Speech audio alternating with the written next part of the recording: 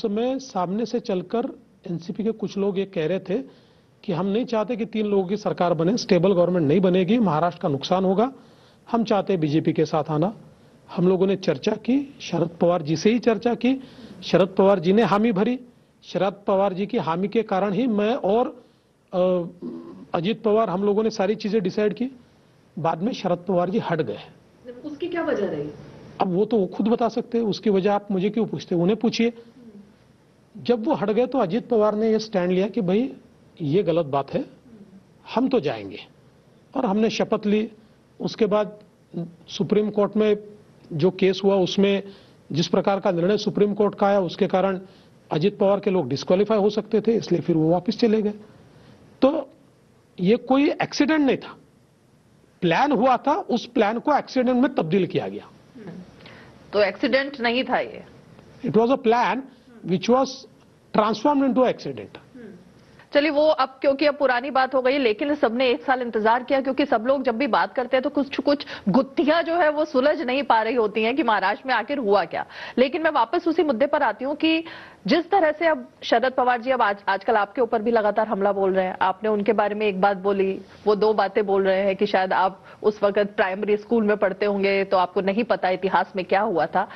दूसरी तरफ उद्धव ठाकरे के साथ भी आपकी इसी तरह से वार चल रहे हैं।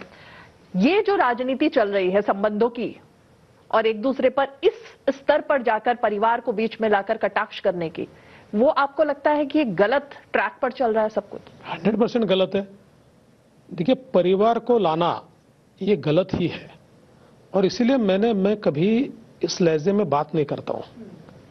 मैंने हमेशा कुछ सिद्धांत अपने कायम रखे, लेकिन जिस समय उद्धव जी ने बात कही उस समय मैंने उनको ओपन चैलेंज दिया कि मेरे बारे में, मेरे परिवार के बारे में आपके पास जो होगा, जो आप लाइए। मैं ओपन चैलेंज देता हूं, आज भी मैं ओपन चैलेंज देता हूं, क्योंकि हम खुली किताब की तरह जीते हैं। We don't have skeletons in our closet, इसलिए हम डरते नहीं है। और देखिए, जहां तक पवार साहब का सवाल है, तो मैंने जो बात कही उसमें गलत कोई बात ही नहीं थी। मैंने क्या कहा? मैंने कहा कि आप कहते शिंदे जी ने बेईमानी की, तो 1978 में शरद पवार जी वसंतदादा पाटिल के मंत्रिमंडल के मंत्री थे। One fine morning Sharad Pawar ji 40 लोगों को वसंतदादा के मंत्रिमंडल से लेकर बाहर निकले और बीजेपी के साथ ज्वाइन किया और मुख्यमंत्री बने। एकनाथ शिंदे जी उद्धव ठाकरे के मंत्रिमंडल में थे, 50 लोग लेकर बाहर निकले और हमारे साथ सरकार बनाई।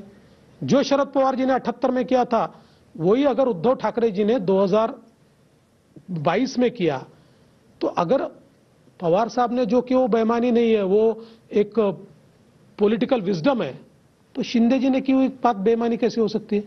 That is also political wisdom. उल्टा शिंदे जी तो हमारे साथ चुनकर आए थे। तो वही चीज पवार साहब को एकदम ऐसा लगा, उन्होंने कहा कि, तो उनकी बात तो सही है। 1978 में मैं प्राइमरी स्कूल में ही था, लेकिन मेरे प्राइमरी स्कूल में होने से इतिहास थोड़ी बदलता है, इतिहास तो वैसे ही रहता है। अब हम इतिहास पढ़े, अब शिवाजी महाराज के समय तो हम पैदा ही नहीं हुए थे, लेकिन इतिहास तो वही है। तो ऐसे ही जो आपने किया वो इतिहास तो बदलेगा नहीं। शिंदे जी पर भी मैं आती हूँ, एक छोटा सा ब्रेक ले लेते हैं, ब्रेक के फौरन बाद लौटते हैं और कुछ और सवाल, क्योंकि अब जिस मुद्दे पर देवेंद्र जी से मैं बात करूंगी वो शायद राजनीतिक ऐसे मुद्दे हैं जिसके इंतजार में 1 साल तक हम लोग बैठे रहते। एक छोटा सा ब्रेक। पहाटेच्या शपथविधीवरून फडणवीसांनी हा दावा केलेला आहे, तो कायम ठेवलेला आहे। पवारांनी वसंतदादांचं सरकार पाडलं, मग शिंदेंचीच फक्त गद्दारी कशी? प्रश्न फडणवीसांनी उपस्थित केलाय। अपात्रतेच्या भीतीने अजितदादा